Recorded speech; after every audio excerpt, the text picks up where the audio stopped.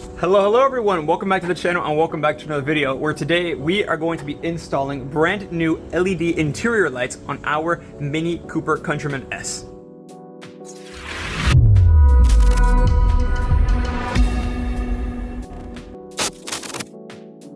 That's right, brand new LED lights on the interior, because the thing is with this car, it's great and all, everything looks great, except for when you get inside, you can see the interior lights. If I go ahead and turn them on, they're yellow, they're ugly, they're halogens. I dislike halogens quite a lot, as I think most people do. They're just ugly, they don't shine at all. Even like the footwells, you can barely see there on the top of the pedal right there, yellow. They're just boring, ugly yellow. I mean, they're just ugly. Like, I dislike them quite a lot, I must be honest. So what we're going to do is I'm going to be changing them for these lights, these very uniquely named lights. I really don't know much about the company behind them, but here they are, and we are going to be installing them, like I said, on our 2014 Mini Cooper Countryman S. I'm very excited to do this because it replaces a lot of lights. Even down here on the door, you can see the courtesy light right there. It replaces that. It replaces the 2 front map lights. It replaces the 3 middle lights. It also replaces the trunk area light right there. You can see right there, it's ugly yellow halogen. And it also replaces the glove box light, the footwell lights, and the vanity mirror lights. But I'm not going to be changing the vanity mirror lights, only for the fact that when you pull it down, you open the mirror, it's gonna blind you through LED. I have to be honest, like halogens for that, they're kind of better, but LEDs, they're gonna be way too bright, they're gonna blind you, it's just gonna hurt. This doesn't make sense. So I'm gonna keep those halogen, but change everything else to LED. It should look really good, and I'm very excited to put these lights on. So let's go ahead and start removing the OEM lights. So first what I'm gonna do is I'm gonna go ahead and remove these dome lights. This is pretty easy, honestly. I'm just gonna get a trim piece tool right here. I'm gonna pop it in here and just pull it down.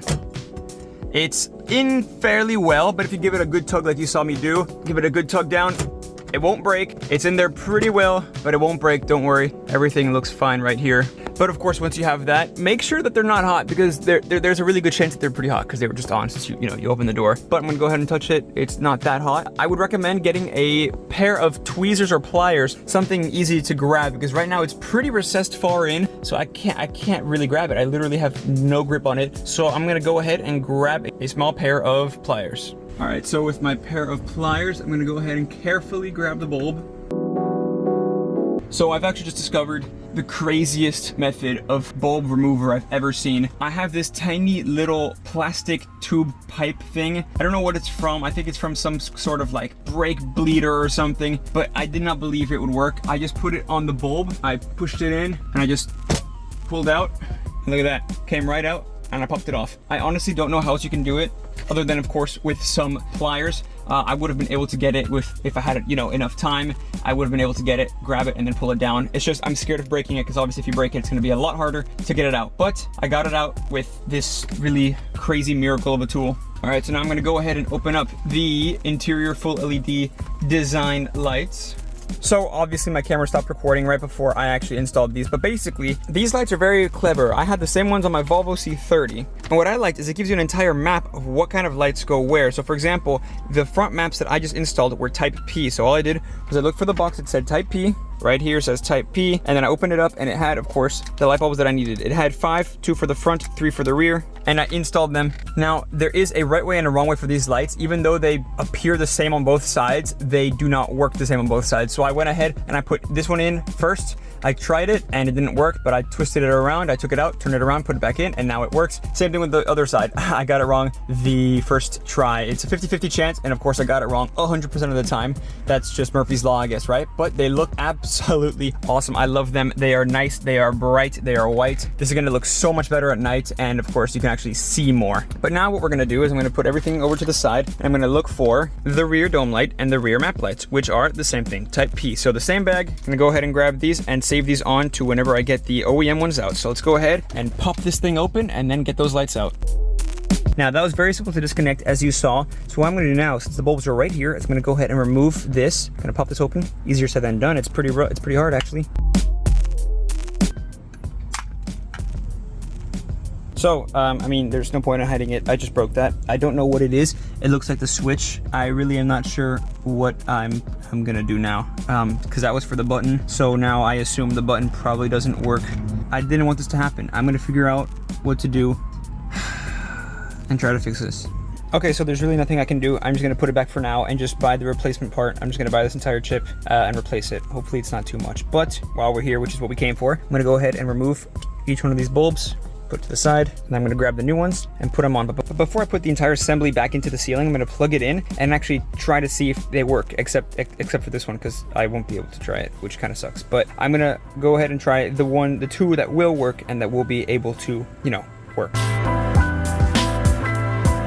All right, I've gone ahead and installed them. I'm gonna go ahead, unlock the car so we can see the door light or the dome light on. Let's go ahead and check it out. And it is, in fact, on. Look at that, very on. This one right here, the button, on. I got this one wrong the first time and the middle one wrong the first time as well. And the one on the right, I can't tell you. I wish I could, but I can't tell you. All right, rear dome light is on. Front map lights are on. Now all that's left are the footwell lights, the courtesy lights on the doors, and the rear cargo area light. So I'm gonna go in down here. I'm gonna find the light, which is probably easier said than done. All right, there is the light. I'm gonna go ahead and get my trim piece tool. I'm gonna go ahead and put it in and pry it out. That was so easy. I'm gonna take this out and just pull it out. Just like that. There we go. Now the entire assembly is out. So let's go ahead and take this and pop this right out like that, and there's the bulb. If we go ahead and look at the lighting map right here, you can see that the footwell lights are type T. So let's go ahead and look for a type T box. Type T right here, perfect. I'm gonna go ahead and open it up, get the lights out. Very nice looking lights. I'm gonna go ahead, open it, get one out, and replace it. Of course, with the others, there is one right way and one wrong way. So I'm gonna go ahead and plug this into the actual footwell first, see if it lights up. If it does, then I'm gonna go ahead and put it in the casing.